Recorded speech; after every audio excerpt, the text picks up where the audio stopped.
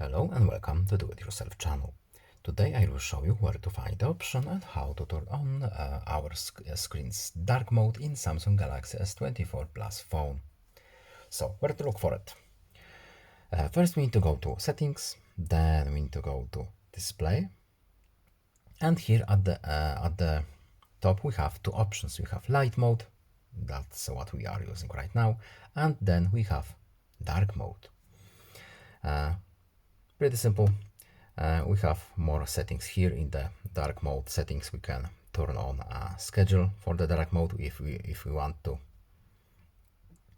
and that's it.